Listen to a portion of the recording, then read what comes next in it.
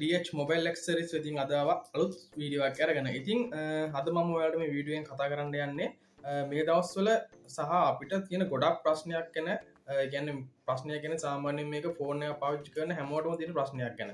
ඉතින් අපි බලමු මොකද්ද මම අද ඔයාලට කතා කරන්න යන්නේ කියලා.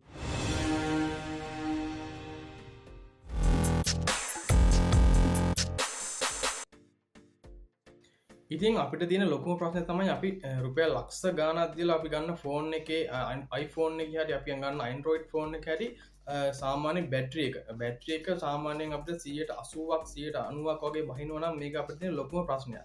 ඉතින් ඒ අයිද කියලා කියනවා නම් මේ ෆෝන් එකේ බැටරි එකෙන් තමයි අපි ෆෝන් එක සාමාන්‍යයෙන් කොච්චර කාල පාවිච්චි කරන්න පුළුවන්ද සාමාන්‍යයෙන් අපිට මේ ෆෝන් එකේ පැවැත්ම තියෙන ඇත්තම කිව්වොත් බැටරි එකේ. ඉතින් බැටරි එකේ හෙල්ත් එක අඩු වුණා කියන්නේ සාමාන්‍යයෙන් අපිට ෆෝන් එකක් වැඩි කාලයක් පාවිච්චි කරන්න බෑ. ඉතින් ඒ වගේම තමයි අපි නොදැනුවත්වම අපේ ෆෝන් එකෙන් අපිට සාමාන්‍යයෙන් අපි මේ බැටරි එක තියෙන 80% 90% සාමාන්‍යයෙන් තියෙනවා නම් අපේ ෆෝන් එකේ හෙල්ත් එක සාමාන්‍යයෙන් අඩු වෙනවා. ඒ හෙල්ත් එක අඩු වෙනවා කියන්නේ සාමාන්‍යයෙන් අපිට ෆෝන් එකක් ලොකු කාලයක් පාවිච්චි කරන්න බෑ. ඉතින් අපි හැමෝම බලන්න දේ තමයි iPhone එකක් ගත්තත් සාමාන්‍යයෙන් බැටරි හෙල්ත් එක කීයක් තියෙනවද කියලා. ඉතින් බැටරි හෙල්ත් එකෙන් තමයි අපේ ෆෝන් එකේ පැවැත්ම තියෙන්නේ. ඉතින් මේ ෆෝන් එකේ බැටරි එක ඉක්මනට බහිනවා නම් ඔයාලා ගත්ත ෆෝන් එකේ Android ෆෝන් එකේ හෝ iPhone එකේ බැටරි එක සාමාන්‍යයෙන් අරගෙන මාස කිහිපයකින් බැටරි හෙල්ත් එක 90ක් වගේ සාමාන්‍යයෙන් බහිනවා නම් ඉතින් ඒ ෆෝන් එකෙන් අපිට ඇත්තටම වැඩක් නැහැ. ඉතින් වැඩක් නැහැ කියන්නේ සාමාන්‍යයෙන් අපිට වැඩක් කරගන්න අමාරුයි. ඉතින් මේකට විසඳුම් හතක් මම ඔයාලට අරගෙන ආවා. සාමාන්‍යයෙන් ෆෝන් එකක් චාර්ජ් එක ඒ කියන්නේ අපේ බැටරි හෙල්ත් එක කොහොමද පවත්වාගෙන යන්නේ? ඉතින් බැටරි හෙල්ත් එක හරියටම පවත්වාගෙන යන්න ක්‍රම හතක් ගැන මම ඔයාලට මේ වීඩියෝ එකෙන් කියලා දෙනවා. ඉතින් වීඩියෝ ස්කිප් කරන්න නැතුව අනිවාර්යෙන් අපේ වීඩියෝ එක බලන්න. ඉතින් යාළුවනේ මම ඉස්සෙල්ලා ක්‍රම හතක් ගැන ඔයාලට කිව්වා. ඉතින් ක්‍රම හතක් කියන්නේ අපි නොදැනුවත්වම කරන වැරදි හතක් ගැන තමයි මම අද ඔයාලට කියන්න යන්නේ. ඉතින් අපි බලමු එකින් එක මොනවාද මේ වැරදි ඒවා හදාගන්නේ කොහොමද කියලා. ඉතින් අපි බලමු පළවෙනි එක මොකක්ද කියලා. අපි පළවෙනි එක සාමාන්‍යයෙන් බැලුවොත් එහෙම 100ට ෆෝන් එක charge කරන එක. 100ට ෆෝන් එක charge කරනවා එක හා 100ට බිඳුවක් යනකම් සාමාන්‍ය බැටරි එක බහිනකම්ම ෆෝන් එක අපි පාවිච්චි කරනවා. ඉතින් 100ට charge කරන්නත් හොඳ නැහැ. 100ට බිඳුවක් යනකම් සාමාන්‍යයෙන් ෆෝන් එක ඕෆ් වෙනකම්ම ෆෝන් එක පාවිච්චි කරන්නත් හොඳ නැහැ. එහෙම වුණාන් පස්සෙත් අපේ ෆෝන් එකේ බැටරි එකට මේක බොහෝ ප්‍රශ්නයක් වෙනවා. ඉතින් ඉස්සෙල්ලා කිව්වා වගේ ගොඩක් අය පුරුදු වෙලා ඉන්නවා 100%ක්ම ෆෝන් එක charge කරන්න. charge වෙනකම්. ඉතින් ඒ වගේම තමයි 100ට බිඳුවක්. ඒ කියන්නේ ෆෝන් එක ඕෆ් වෙනකම්ම සාමාන්‍යයෙන් අපි ෆෝන් එක charge එකට ගහන්නේ නැහැ. ඉතින් මේ වුණාන් පස්සේ සාමාන්‍යයෙන් අපේ ෆෝන් එකේ බැටරි එකට සාමාන්‍යයෙන් හොඳ නැහැ. ඒ හොඳ නැහැ කියන සාමාන්‍යයෙන් බැටරි එක 100 බැටරි එක හෙල්ත් එක බහිනවා.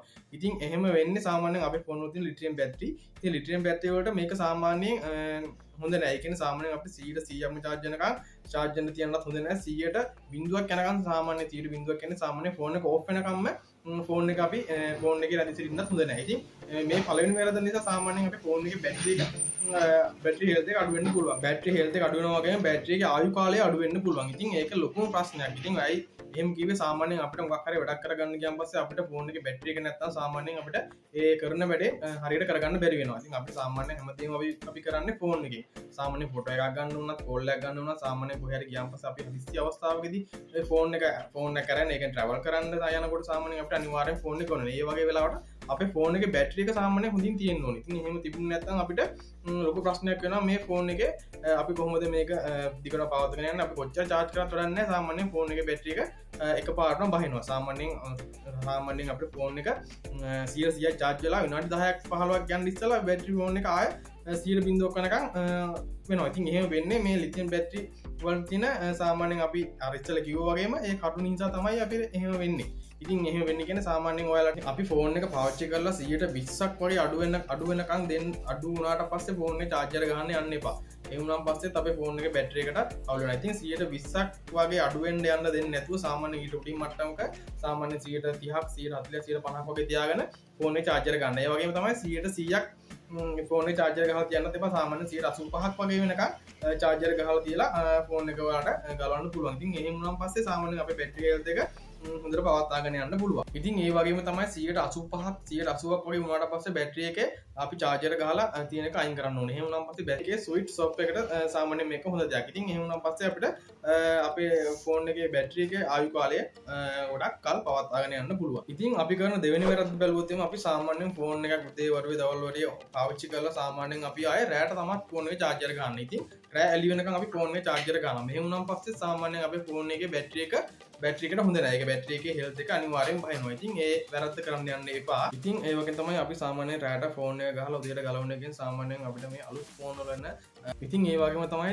දැන් අලුත් ෆෝන් වල ට්‍රිකල් චාර්ජින් කියලා අපිට තියෙනවා අලුත් තාක්ෂණයක්. ඉතින් ඒ තාක්ෂණයෙන් අපිට බැටරි එක 100ක් චාර්ජ් වුණාට පස්සේ සාමාන්‍යයෙන් අපේ බැටරි එක ගැලවෙන්නේ නැත්නම් සාමාන්‍යයෙන් අපිට බැටරි එකට කරන්ට් එක ඇවිදුලා යනවා. ඉතින් එහෙම වුණාට පස්සෙත් අපේ ෆෝන් එකේ බැටරියෙන් තියෙන රසායනික ද්‍රව්‍ය වලට හානි වෙලා බැටරි එක සවුත් වෙන්න බලනවා. ඉතින් ආයු කාලය අඩු වෙනවා. ඉතින් ඒ වගේම නිසා මේ බැටරි එකේ හෙල්ත් එක අපිට දිගටම පවත්වාගෙන යන්න බැරි වෙනවා. ඉතින් එහෙම නිසා අනිවාර්යෙන් ඔයාගේ ෆෝන් එක 100ක් චාර්ජ් වෙන්න දෙන්නේ නැතුව සාමාන්‍ය 180ක් 85ක් වගේ චාර්ජ් වෙන්න දීලා බැටරි ගලවන එක තමයි හොඳම තීරණය. ඉතින් ඒ විදිහට වුණාට පස්සේ අපේ ෆෝන් එකේ බැටරි එක ඉදිමෙන්න බලනවා. ඉදිමුණාන් පස්සේ අනිවාර්යෙන් අපේ ෆෝන් එක කොච්චර චාර්ජ් කරා චාර්ජර් හිටින්නේ නැහැ, චාර්ජ් එක බහිනවා. ඉතින් ඒක තමයි ප්‍රධානම කාරණේ. ඉතින් කවදාවත් අපි මේ වැරද්ද කරන්න හොඳ නැහැ.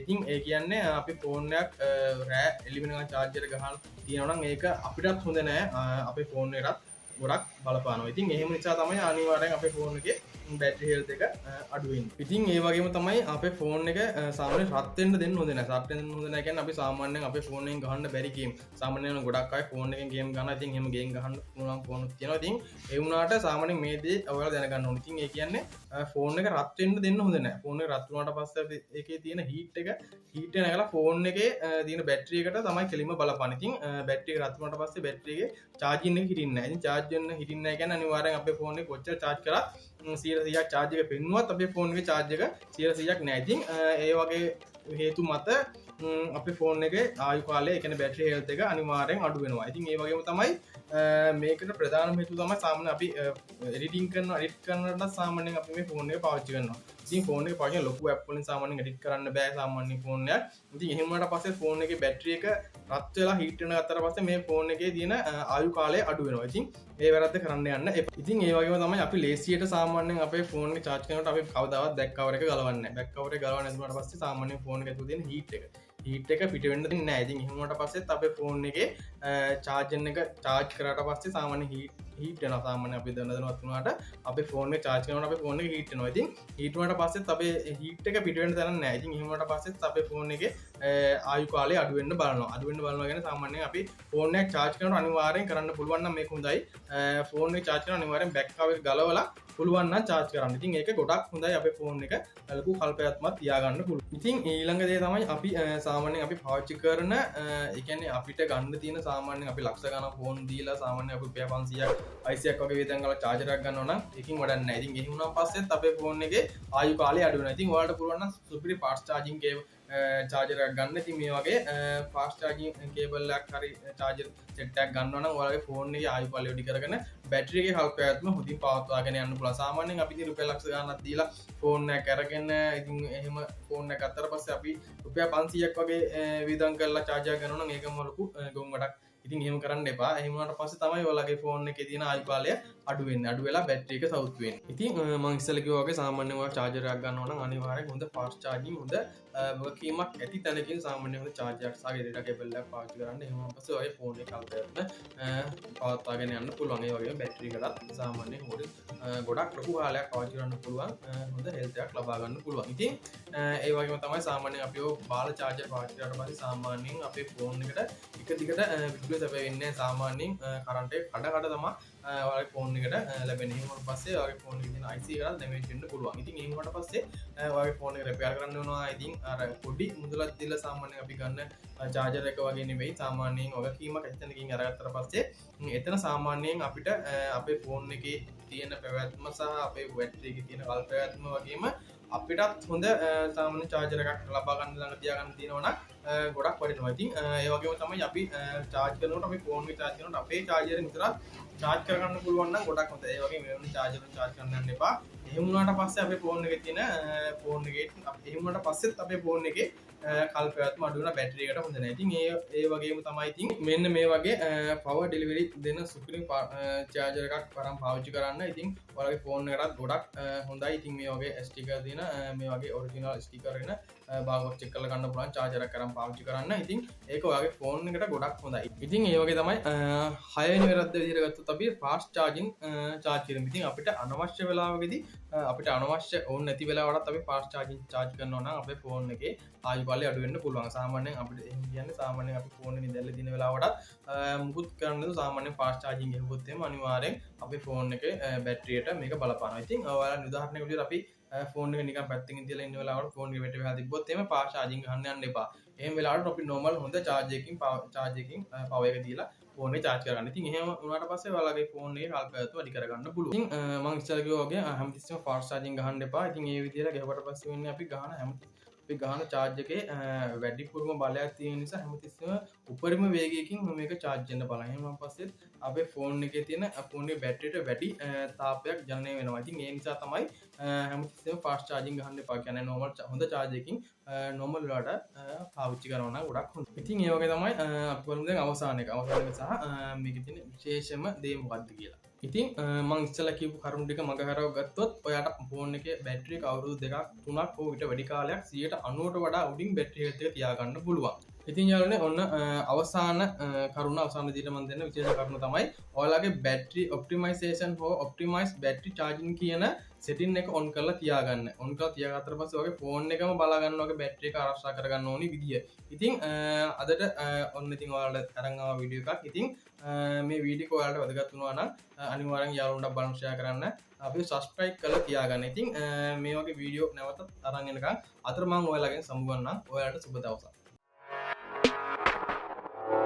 Thank you.